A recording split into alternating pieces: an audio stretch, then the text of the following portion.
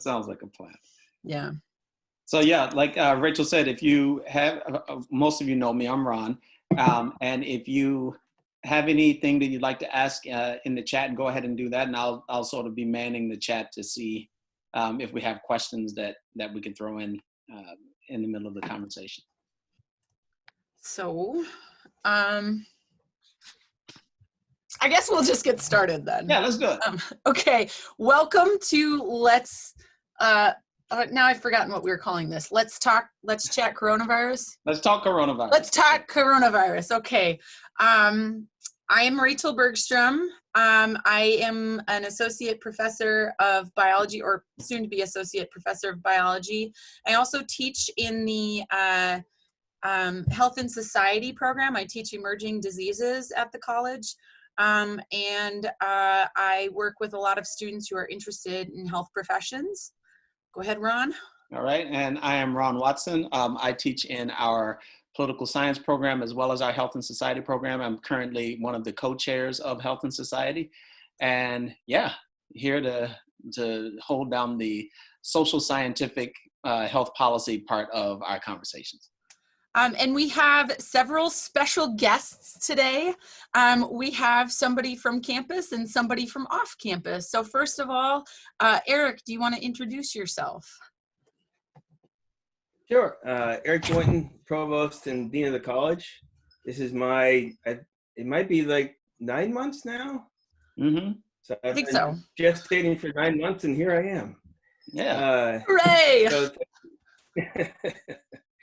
thank you for having me. And one of the prompts that I was given by Rachel was to think from my own discipline about what's happened to us over the past little bit of time. And I can't help but, from my own perspective as provost, to think philosophically about what's happened to me. So, yeah, it's been fun to think about that because I haven't. This morning, I actually read some Heidegger, and it was such a joy. It was like, oh my God, this is fantastic. And so thank you for that, Rachel and Ron.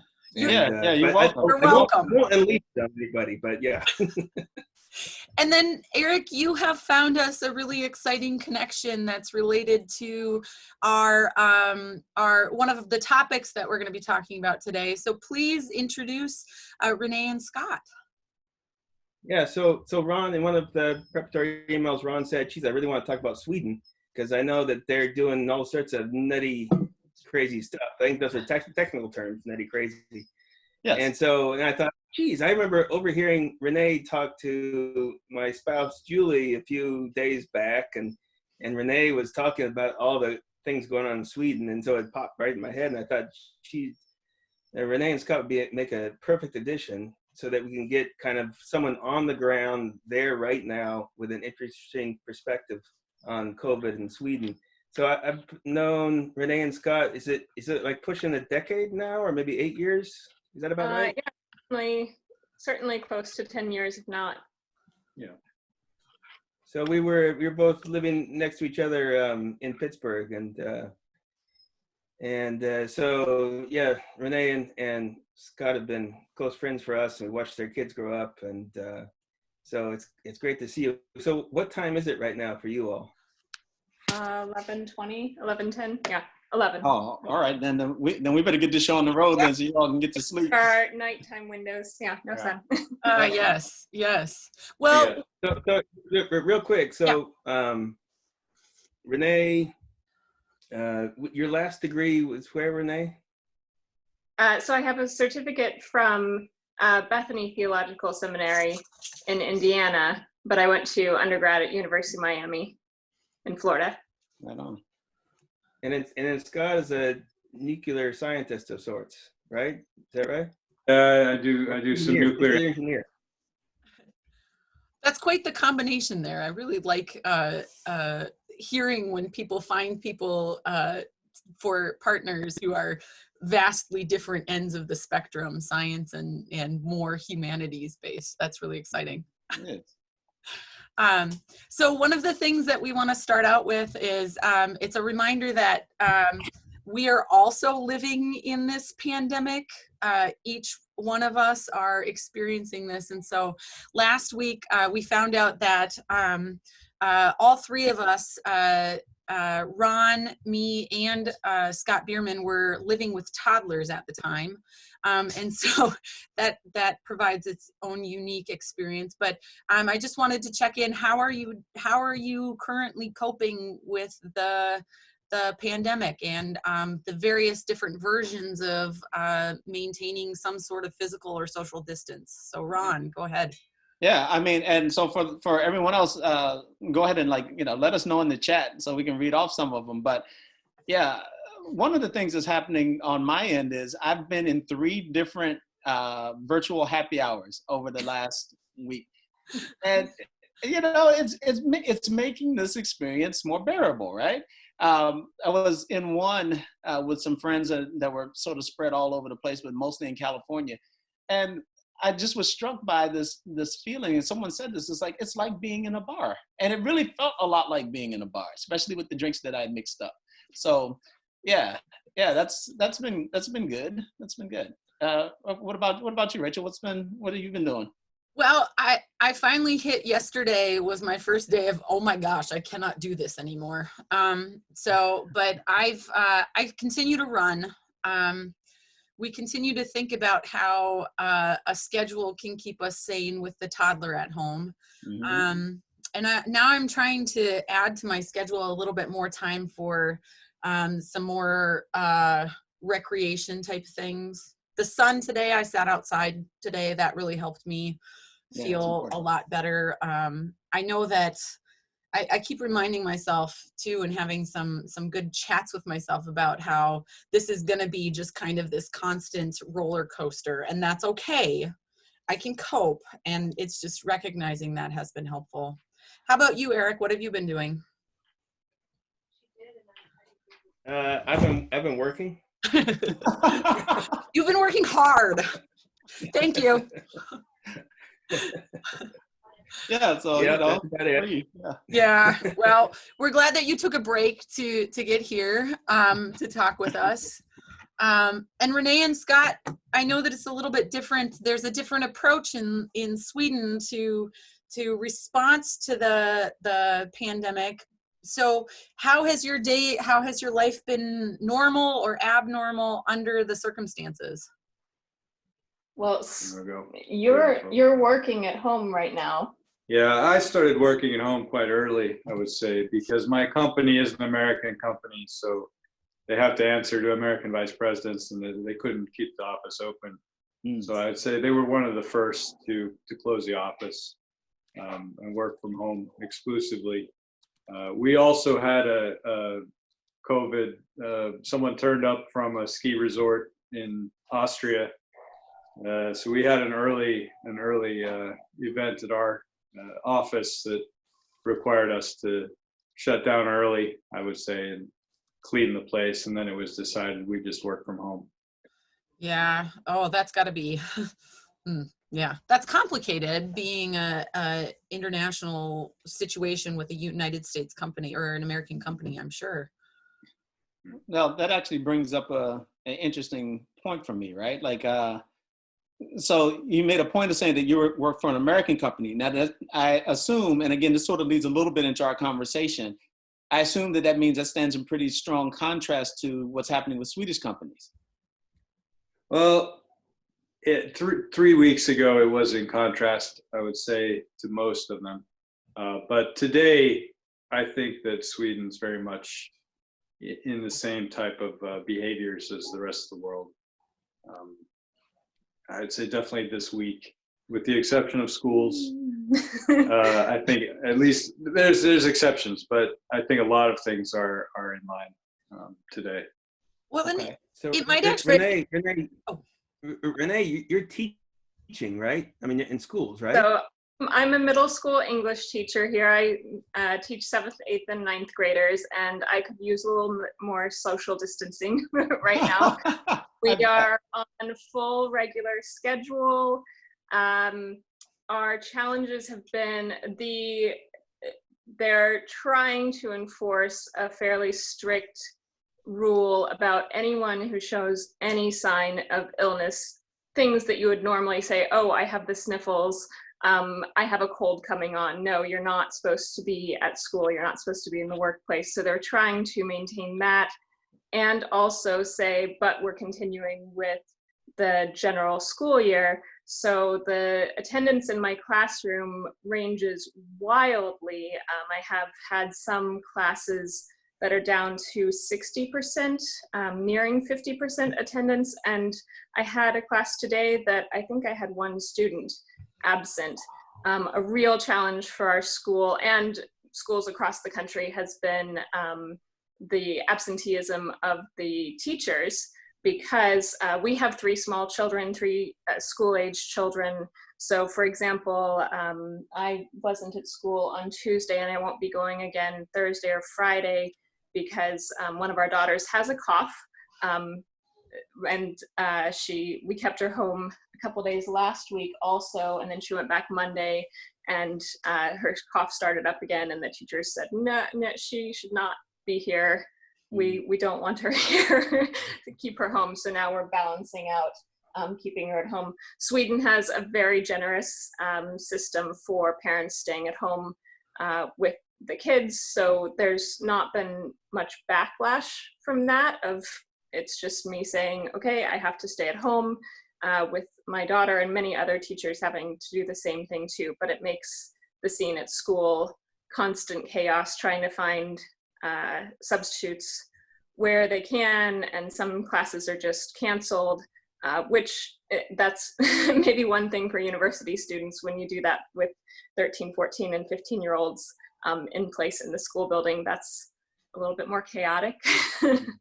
And there's just no real social distancing happening in the schools. It's a mix of the kids not being interested in doing it and it not being enforced, and confusing directives coming out at different times. Well, I think it might actually be helpful for us to hear from you. We've got, I'm going to share an article in the chat here that you might want to follow, that everybody might want to follow up on later on, because it kind of gives an overview of the approach. But could you tell us a little bit about what you're hearing from the Swedish government, what is open, what's not open, and what maybe if they've told you some of the rationale behind that? Right. So I should say first, we are not fluent Swedish speakers. I've worked on it and studied it, and I'm working in a Swedish speaking workplace, but a lot of our information is still filtered through Google Translate. So we're certainly not catching 100% of it. But in general, the country is open. Some restrictions are coming through a day at a time here and there. Today, the new directive was that sports should certainly continue, very strongly advocating that sports training continues. I don't remember if they said something specific about the game. Outdoor sports. Well, yes. So even indoor sports practices should be moved. The practices should be moved outside. So for example, our son went to soccer practice today. It was his second day of the soccer season was open, and we decided that he should go to that, partly because it's outside. He plays floorball also during the winter. That's an indoor sport, and we had decided for the last 3 weeks that he did not go to the last 3 weeks of floorball practice because we decided that was sort of unnecessary. But I went to 2 different shops today, which seems, it's this constant thing of should I, shouldn't I, everyone else is doing it, can I really avoid it if I'm not doing it? What's necessary according to me versus the government thinks everything should be open.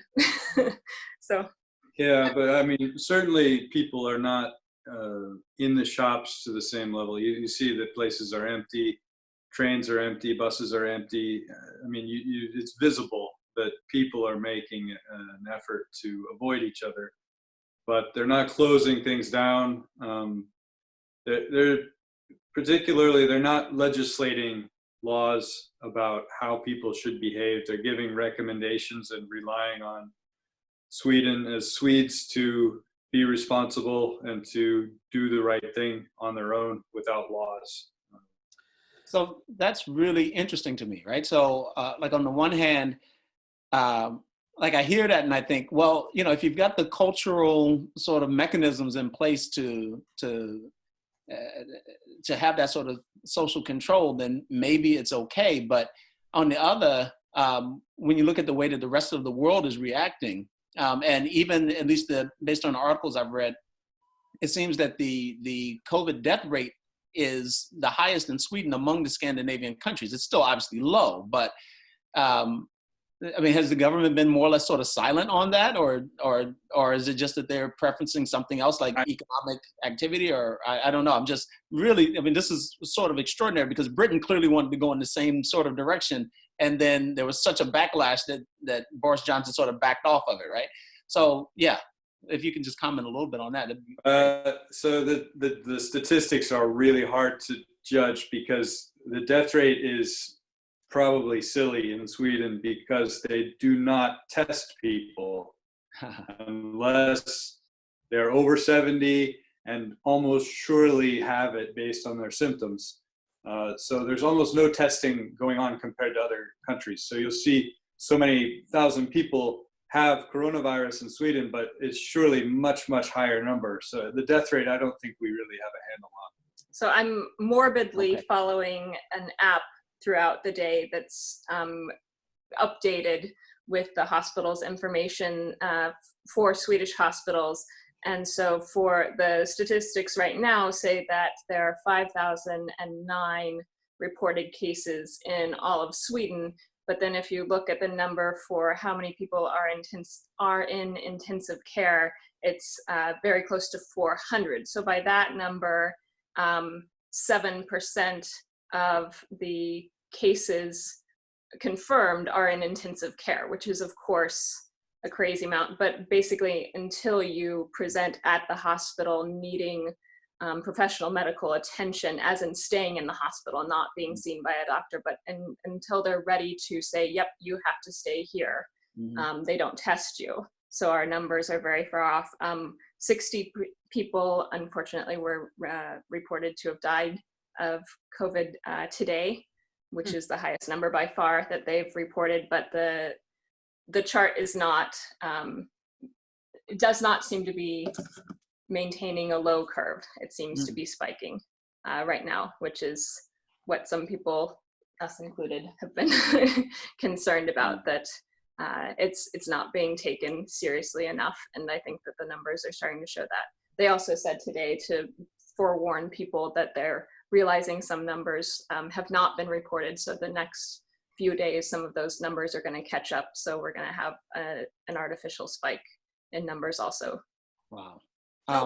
Go ahead, Rachel. Oh, so I think that this is really an interesting question, because we've got a few questions in the chat right now that I wanted to talk about, specifically the why are schools still being kept open in Sweden? Like that's an important question, one that we in the United States, I think, thought about. And Eric, I welcome you to chime in on this too, of course, but there's some question about we're keeping schools open because we know that people need childcare on some level. And in the United States, when they decided to close schools, they talked about the challenge of so many children rely on schools for breakfast and lunch, for free and reduced breakfast and lunch. And so I'm wondering if you, especially Renee, working in a school, have heard about that, or some of those discussions about the reasons why schools are held open at this point? Yes, certainly I've been reading about it obsessively, but it's so the party line is that they can't close schools. The main point seems to have been that they don't want the school children to be taken care of by their grandparents, certainly because of concern of the elderly. being more susceptible to the disease. But at the same time, we're seeing places throughout Europe handle this, including our Scandinavian neighbors. So I think a real point for me has been, I felt like Sweden was kind of being lax about it, but of course we're different from Spain. Of course we have differences from Italy, but when Norway and Finland especially are closely comparable, are closing down and finding solutions to this, and Sweden isn't, it's a head scratcher. So they're saying they've been very clear in holding the line that children are not affected by this disease, to the point that they're putting out information that children cannot, I don't know that they're saying clearly that children cannot be carriers, but it almost goes to that, suggesting that it can't be spread by children, which seems scientifically insane to me. Not that I have any of the degrees that some of you are holding, but so it's been this line of it's not dangerous for children and they're not going to spread it, so their lives shouldn't be affected. I should say they did close gymnasiet, which is high school level, and university, many or all universities. Online, or they closed? Yeah, so they closed them. So from 10th grade up, last 2 weeks ago now, and moved it all immediately to distance learning. But for me in middle school, it's kind of a question of, well, okay, 13, 14, 15-year-olds can also take care of themselves at home. And then we need to have the discussion about what to do with the younger school age children. But other countries are finding solutions for this. They did cancel the national tests for all levels. They test here in 3rd grade, 6th grade, 9th grade, and then gymnasiet. So they canceled those across the board, saying that it was the students were dealing with too much stress to have normal results from it, not an issue of the fact that people aren't attending and issues like that. But so it has been, they have been saying, of course, we're keeping schools open so that doctors and nurses and essential workers can go to work, which of course I agree is necessary. But again, other countries are finding solutions for this and also closing down schools. And some, especially preschool teachers right now, are starting to speak up and saying, I can't social distance from the 2-year-olds. I'm changing their diapers. They're climbing on my lap. I'm wiping their noses. And a complaint now has become parents are not coming immediately when the teacher calls and says your child is sick, you need to come get them. Some parents are saying, I can't until 5. And they're also having a problem with some parents coming to preschool themselves ill to pick up the children. And so some preschools have said the parents cannot come in the building anymore because the sick parents are coming to the building. So it's just interesting to see Sweden say, no, there's no solution for this. We're ignoring what everyone else is doing. We would obviously need to reinvent the wheel and do it our way. Now, they've also stated that they believe that this is a very, very long fight. And so that they've been really resistant to do strong-armed force of closing everything, with the idea that that can't be maintained for 6 months or something like that. So they're claiming that they need to do this kind of soft approach in order to do this long term. So that actually brings up a sort of an interesting point that we wanted to actually start out with, right? Was this idea of the different perspectives on this crisis, on this illness.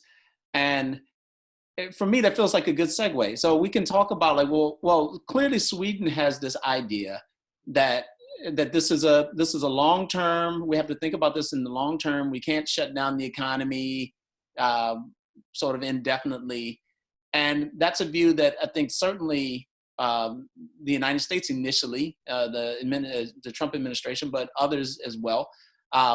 I mean, even when we were first seeing the numbers, I was actually thinking the same thing until we started seeing how the infection rate was growing, right? But clearly, again, the UK seemed to be going along the same line. So maybe we could talk about these different perspectives on this. So Rachel, you want to start us out on this sort of biological perspective from this? If we look at this in from that way, and then we'll talk about maybe from a social scientific, and then maybe from a philosophical standpoint, right? To draw Eric into this. Sure. I mean, a lot of my understanding of this, I have to give a little shout out to This Podcast Will Kill You. If you're interested in the biology and like social stuff around a bunch of different diseases and really like to think about infectious diseases, check out This Podcast Will Kill You. They've got a nice mini series on COVID right now.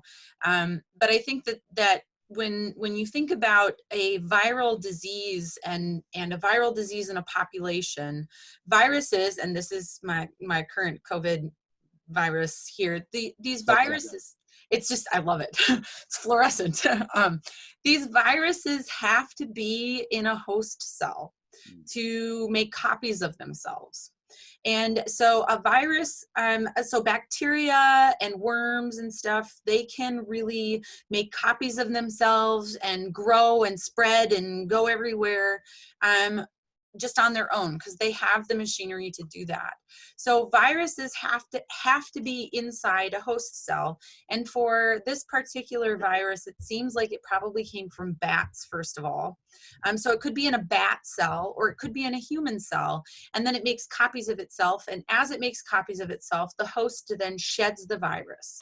And so this is where we get this idea of the 6 feet of social distancing, because when we think about the way that this virus is shed, it's shed from, it goes in your lower respiratory tract, and then spit and saliva is kind of how it's transmitted. So my child has gotten into doing that all the time, which we cannot take her out in public right now because it just doesn't work with my biological understanding of it. If she has the virus, she's spreading it everywhere, right? Because it's coughing and sneezing, and the spit and the snot that you're producing, that's carrying the virus. Well, not according to the Swedish authorities, but anyway. Well, and I mean, it's important to know also that this is what we know about it right now. There's some questions about whether or not it can be aerosolized, like just not just in the droplets that you're spitting out, but like in the little particles that you breathe out too. And so from a biological spread control situation, the things that matter are breaking that connection from one host to the next. We were able to eradicate smallpox through vaccination by basically making it so that there was no possible human host, and smallpox is a human-only disease, but making sure that there was no possible human host available for the virus to replicate in. And so when we think about social distancing, we're basically trying to make trying to prevent the virus from being spread to one person to the next, to decrease the amount of virus that's available. So we can do this by social distancing to prevent new people from being infected. And then the second thing that needs to happen is testing, which is getting better. In the United States, we now have a rapid coronavirus test that was just approved by the FDA this week. That's much, much quicker than the PCR version that had been available till now. And it uses a platform that many of us have had rapid flu or rapid strep tests. It's the same exact machinery that does that. And so that can turn around the information in under an hour now. So those are the things, like once you find people who are testing positive, you prevent them from spreading the virus to the next person. And that's the way that we stop the infection. And so if we could do social distancing perfectly, and if we could stop that chain of transmission, then that's how we do it biologically and from a public health standpoint. Right on. So, Eric, what's your take on this? And I asked you this fairly loaded question, right? That you mentioned earlier, right? So, what's your take on this from the sort of philosophical perspective? Yeah. So thanks for asking. I mean, I found when the two of you asked me to think about this, I had already been thinking about. I can't help myself, right? I'm always processing philosophically, but then I realized I was doing that all along, and in fact, much of the way I've been thinking about my 24/7 institutional lens that I always see things through has been filtered through this philosophical angle. And so it is one particular philosophical angle, to be sure, right? So I'm a certain kind of philosopher. So I'm trained in phenomenology. So I won't have the same kind of responses that someone like Matt Tedesco would have in relationship to this. So no, this is, of course, philosophy is not a monolithic thing. So for me, I think about this moment as disruption, and it's disruption of a world. And so in phenomenology, there's moments of breakdown. And then when, to put it crassly, like when your hammer breaks, if you're pounding and you're using the hammer, in its use, the hammer will actually disappear in its use. Like the best hammer, you won't know that you have a hammer in your hand. It's just driving nails. So the purpose of driving nails, the hammer is in full functionality, and it's actually utterly inconspicuous. So the hammer is actually doing its work when it's inconspicuous. Or I can see right now, Ron and Rachel, right now, the glasses on your face are no longer functioning as they were the moment before I said the glasses on your face, right? Right. So as soon as I point them out, you recognize there's smudges and you see that beyond. But before I told you that, you knew exactly what they were, right? So they're embedded in the world. So phenomenology says what's most important is not a philosopher doesn't want to squat outside the world and abstract and say things about the world. The philosopher is already in the world. And now the really interesting thing to do is think about how we're always already in it. Right. And when something breaks, when your hammer breaks, you realize, oh crap, I can't finish building my house. And so all my in order tos, all my purposes, all my meaning certainly come up in my face. Like, oh crap. And the first thing that happens to me when my hammer breaks is that I need to get in my car, drive my car to the hardware store and buy another hammer. Right. Now, so you guys with me? So the fun thing is that immediately when my hammer breaks, I think about another tool I have, my car. Yeah. That allows me to go to another thing in the world, a hardware store where I can get a new hammer to come back to finish my purpose. Right. So when something breaks, it shows the web.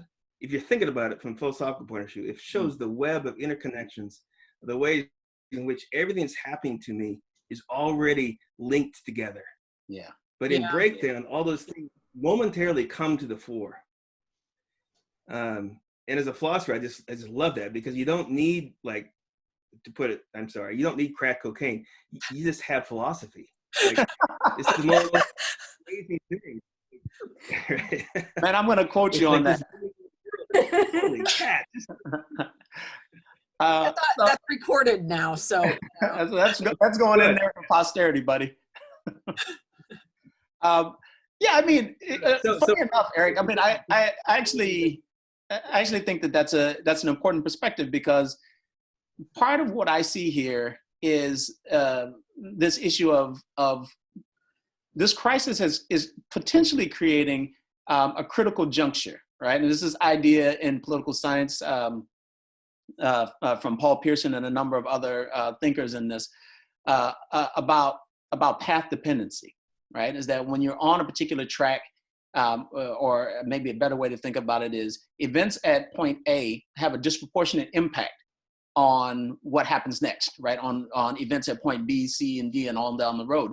And that given the initial momentum, you're likely to stay on whatever that course is that we started out on at A, unless there is some sort of event that is so disruptive. And that's why I like that you use that word, right? That's so disruptive that it actually creates the possibility and potential to go into a completely different direction. And it remains to be seen whether this will be such an event. But one possible perspective is that it is potentially such an event. When you think about the time off that people have, and people have had now time to sort of think about, well, do I really want my career? They've had time to think about, do I really want my partner? I mean, we're already seeing a rise in divorce rates in the United States, people filing at least for divorce. But when you start thinking about that, but you start thinking about also the ways in which we connect, and the ways in which we do business, and the ways in which we do education. I mean, suddenly we find ourselves in this technological moment. And again, it sort of refers right back to what you were saying. Like, we had these tools all along. And I think when Larkin, when you first came on today, we were talking about this. You were like, what the heck is Zoom? When you first were being told, oh, you're going to have to use Zoom. You're like, what? Right? But that was a tool that already existed in the world. Right?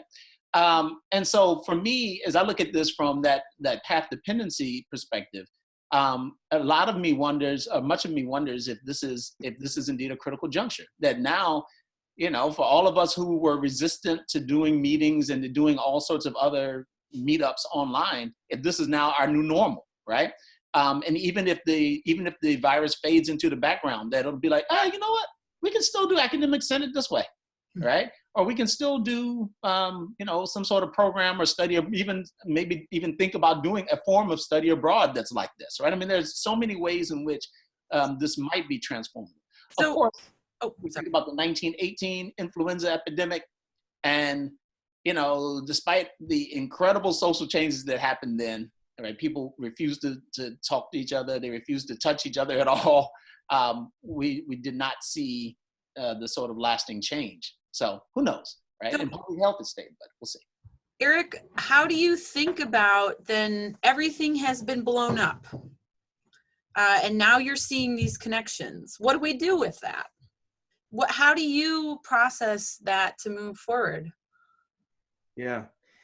So if I remained on a philosophical level, what would come to the fore would be the recognition of fundamental structures in the world. And those aren't any particular thing. It just shows me, oh, this is how the world is actually formed. And then it gives me clues to what it means to be human beings and all this kind of, then I get to abstractions, right? But as a college administrator, I can't let myself go there, right? So then I use what springs into the air, what shows itself, what usually is hidden, shows itself in its brokenness. And then I see in its brokenness is related to all these other things. So I can tell you, like, the plan for the fall of going into modules, right? That's sprung into the air. Like, the semester system right now is now open for scrutiny in ways it wasn't even 2 weeks ago. That's right, yeah. So this is where you can take that kind of perspective and you say, you know what? I'm going to play creatively with the way in which we might deliver our education at Beloit in the fall. So that's like one example. I give you another example. My daughter and I took a walk the other day, and there's people down the road, and we live kind of out in the country, so there's not a lot of people around.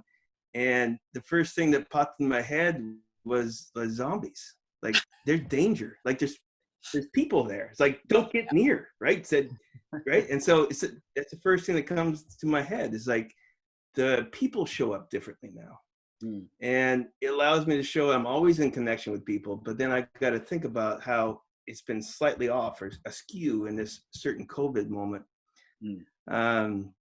So I think for me, there's this moments of creativity that arise in breakdown. Right on. That's kind of fun. Like I say, as a philosopher, it's kind of fun to think that way because it just comes over me. Yeah. So does that start to answer your question? Yes, definitely. No, I think it's important to recognize that we brought you on here in part because you are the provost, right? And because we want you to talk a little bit about the recognition that we're online on Zoom right now because of a decision that was made by the college to send all of our students home, which I would like to say I really think was it was clearly the right decision, right? From my perspective as a biologist, as a human living in this world right now, and as an educator, I think it was the right decision. It's been hard, of course, but and but to hear how that decision is not separate from your disciplinary lens is really really important to make clear, and really helpful to, I think, kind of have out there. And let me add something too. I think this is, talk about the create. Oh, go ahead, Eric, go ahead. I'm going to try something. Okay. So the other day I learned how to do this. Okay. I've never tried this. I'm going to try to do a screen share. Now, if I hit the screen share, Rachel, what will happen? I think I've got it turned. I mean, you can try it, but I think I turned it off so that you can't, so that people can't screen. So I wanted to show you a cartoon from SpongeBob. Oh, I've got it. Kind of. What you do? Well, you do it then. Yeah, okay, I'll find it. Give me a minute. Talk about something philosophy related while I look it up. Well, look, let me jump onto this question, and then. Well, let me jump on this creative thing, because one of the things that has been fascinating, right? As I was listening, and you're right, Rachel, we have the situation where this one decision, again, this decision at point A in a sort of new, potentially new sort of path-dependent fashion has created this situation at point B for us. But it's the creativity that's come out of this that's been fascinating to me. On the one hand, it's been amazing watching some of my colleagues put together courses that would now be, especially if we ever had to move to online education, they've got that set. Like, I mean, really fundamentally strong courses. But seeing how teenagers have reacted to social distancing here, like we've had a couple of, we got a teen in the house who has these friends who both had birthday parties this past week, right? And I said birthday parties, but they had birthday parades. And so, Maya, you're shaking your head like you understand what I'm talking about here. A lot of you shaking your heads. You know, she said, "Oh, I'm going to so and so's parade," and I was like, "Okay, hold on. You know, no one's going to any parades now, right?" And then they were like, "No, we're going to be in the car, and we're sort of all going along and like honking and waving at each other and doing that sort of thing." And you know, it's amazing, right? Because if this hadn't happened, no one would have done that. Like, why would you do that, right? But within weeks, teenagers have figured out how to adapt to this. And that level of creativity, you know, my annoyance aside about certain things, because, you know, obviously I'm curmudgeonly, but beyond that, it's just, I mean, it's extraordinary. I find it amazing. So anyway. All right, Rachel, I've got it sharing here. This is what you were looking for, right, Eric? Yeah, that's what I was looking for. Great. I think we need a little bit of a I need a description. You should narrate it for people. Yeah, so the phenomenology is all about the most important things are the things that you don't recognize right now. The background upon which everything else is happening, that background enables everything to happen. But in order to be a background, you can't know it's there. Otherwise, nothing would happen. So the most important thing is the thing that can't show itself. Isn't that fun? So the fact that Patrick's flipping out because he never knew that he was underwater, right? so in the moment of breakdown, you realize, oh my gosh, I'm a human, you know, that kind of thing. So I love Patrick's reaction is the way the phenomenologist attends to the world. So I don't know if that makes sense. When you sent this to us this morning, I was like, I think I'm not sure I follow this completely, but you know, it's a really interesting entry point to your brain. And now after hearing when you were talking about the phenomenology, I was like, oh, okay, so that's why it makes sense. And that's like, I think that there's a lot of things that we can think about in terms of just general public health, like sanitation and things that we just rely on like that we don't even notice are keeping us healthy in whatever ways health is defined. So yeah, okay, it makes a lot more sense now. Okay, good. Or another way, a quick way to put it is that if you interview the fish would never tell you it was in water. Yeah. Yeah. Yep. Yeah. So We had a few questions in the chat that I wanted to make sure that we touched on before we kind of get to a point where we're wrapping up. But we had a few questions about testing. Why is there so little testing? And the PCR self-testing kits this was one of the things that I heard about on one of the podcasts that I listened to this morning with the director of or the clinical care management director, basically the chief medical officer, I think, for Emory University, who's an infectious disease specialist and a microbiologist.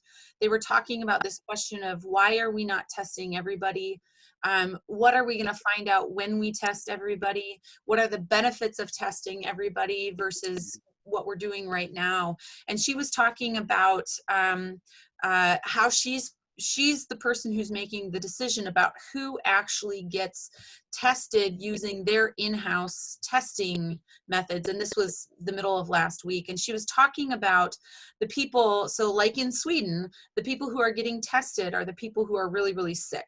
Right? So we confirm that they are the ones who are carrying COVID so that the healthcare workers who are working with them can use the appropriate PPE, personal protective equipment, the masks and everything, and so that we can stop using that PPE with people who don't have COVID, for example.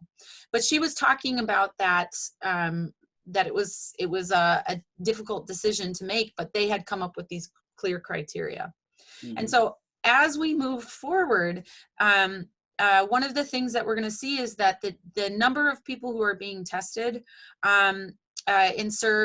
especially the idea of the self-testing kit, if we can test more people and get a better idea of how many people are actually infected, we can have a better idea of like the case fatality rates of the disease and know a little bit more about really how do we move forward.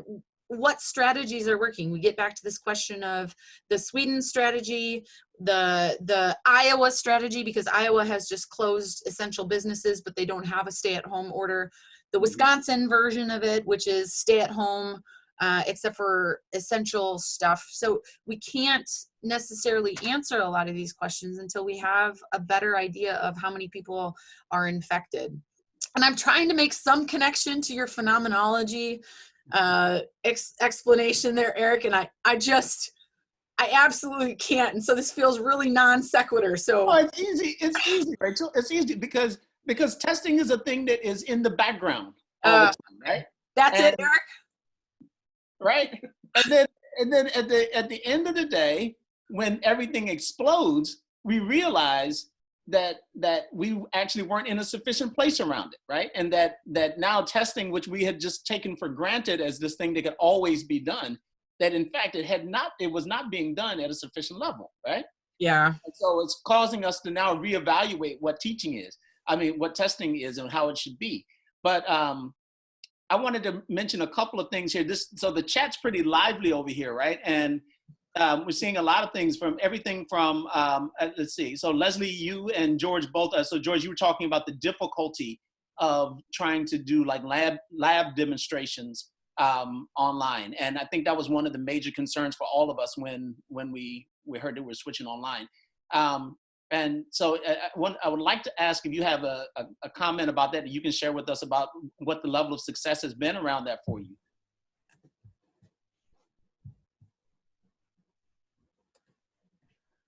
Let's see. Hold on. Let me. Can we unmute George? Unmute. Oh, we've got Leslie here too. Okay. Leslie, do you want to talk? Leslie, we want you to chime in on this as well because you've talked about how you found these 3D models, right? And that's. I mean, I think we are mostly just make and do. Yeah. I mean, we're doing the best we can, but there's a reason that we exist as a hands-on institution. Yeah. Because there are things that you're trying to learn as hands-on.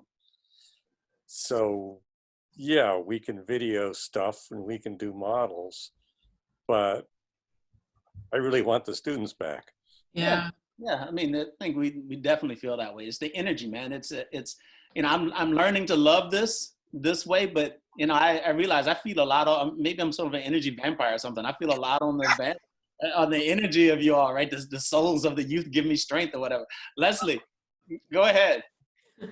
Yeah, I mean, same as what George said. I was able to find things so that you can attempt to take what is a three-dimensional study and move it at least a little bit out of 2 dimensions, but it's not the same as holding things in your hands to learn them. So it's really just I agree with everything you've said. I mean, I miss the students, and we're making do, doing the best we can, and finding resources that I can use in the future for having people prep for classes. Right. But I can't wait till we get back to our in-person classes again. It's going to make it's a huge difference. I think we'll all appreciate them more. Yeah. Right on. I want to point out, Ashley has a really interesting comment here about, this sounds interesting about planning to complete your practical exams over telemedicine type situations, which I find that's really innovative and really exciting to hear that your grad school is saying, all right, so we've got a unique experience here. We've got a unique way that our practitioners are interacting with their patients. Let's actually take advantage of this to make better practitioners. That's awesome. Yep, agreed. Can I just chime in real quick? Yeah, go ahead, Eric. So this idea of missing people and loss, and you know, it's a time of uncertainty and anxiety, and so again, from a phenomenological point of view, is that those are the things we're feeling right now as the things that are extracted from what it is we once had. Yeah. So to miss something, or to have anxiety or even despair, I just want to point out that all those things are parasitic. They're extractive from the true things. The true things are hope. Despair is actually, you need hope first. In order to have despair, you got to have home. In order to miss something, you got to be related. Relation always comes primary. It's always the first thing. And then missing something is the extraction from the relation. So the other thing it shows us, right, Leslie, your point, is that when you miss something, it shows you what really cares, what really matters, right? And it's home, and it's relationship, and it's certainty, and it's longing for future. So I just want to point that out there. Right on. Thank you, Eric. I don't know if we should talk anymore after that.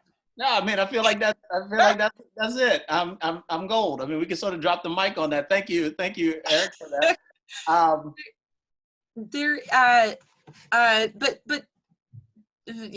Yeah, I don't know what to say after that.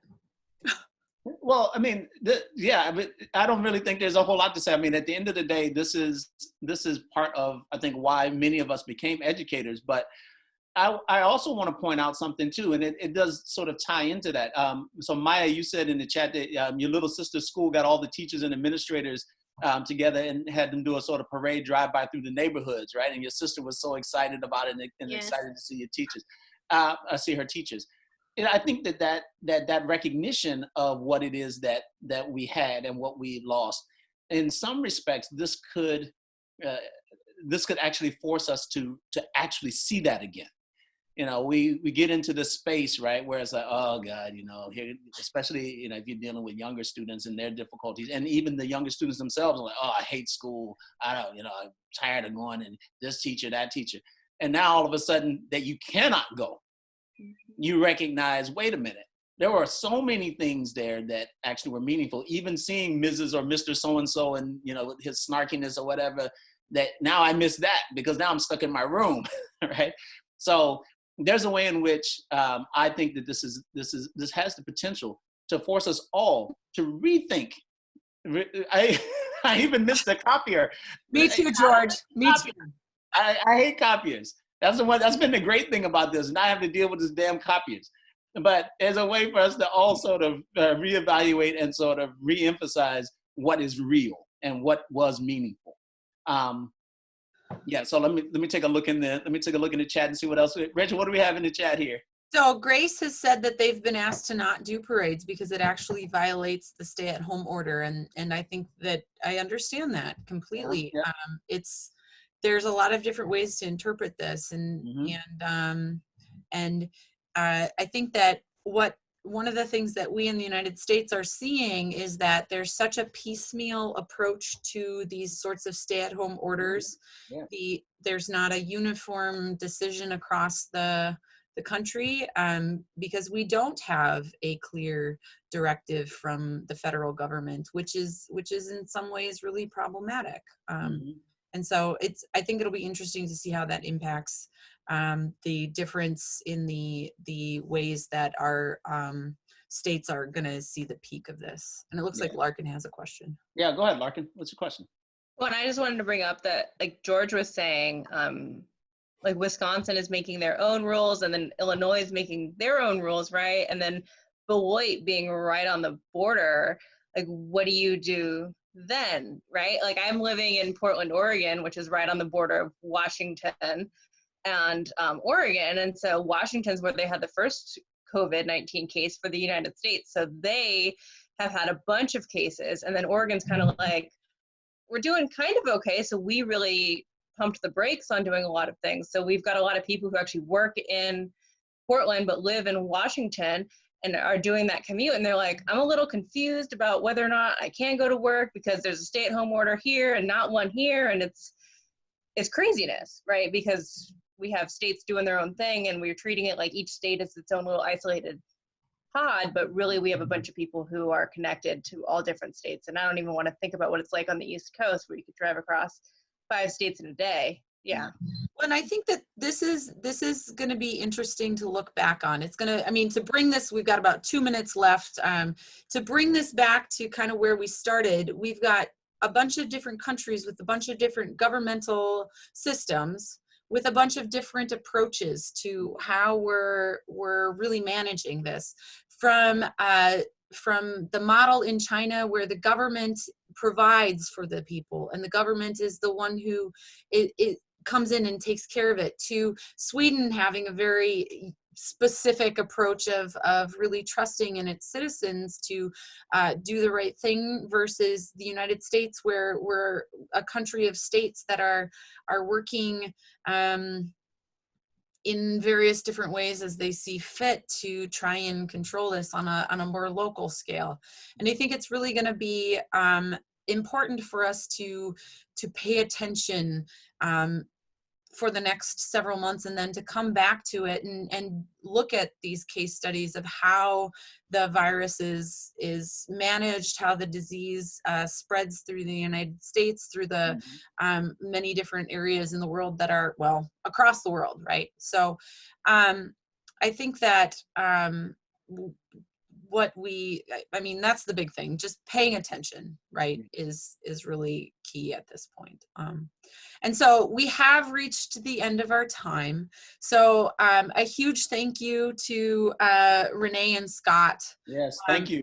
Thank you both. Thanks for inviting us. Yeah, very, very wonderful to hear your experience, to think very carefully about why we're doing what we're doing in the United States, to have a little bit of your perspective on experiencing it. And Eric, thank you for adding in now you've given me a lot to think about with, just now that I know what phenomenology is, let's be honest, but to think about. So how do we move forward in the midst of this then? We're looking for creativity, thinking about. You're nodding your head. Yeah, Yes. and I think it reminds you, I think this is Ron's point, it can clarify your goals and aspirations. And if we can't meet them because my hammer remains broken from now on, we're gonna have to find a way to meet them in other ways. That's right. Sure. Okay. And Ron, last things that you're thinking about.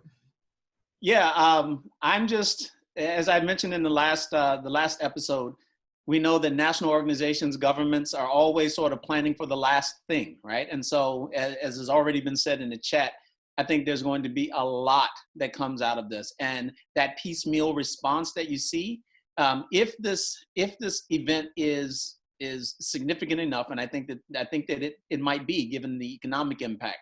I think that we may actually see that piecemeal approach disappear the next time something comes around, and it will come around. right? Yeah. So we're sort of hopeful that out of this tragic set of circumstances that we can see something really sort of amazing. Yeah. Yeah. I think again, it is remembering that there is still hope in the midst of what feels cripplingly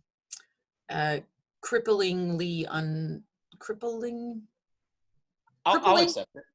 cripplingly uncertain right now. There are still things to be hopeful about. There are still things.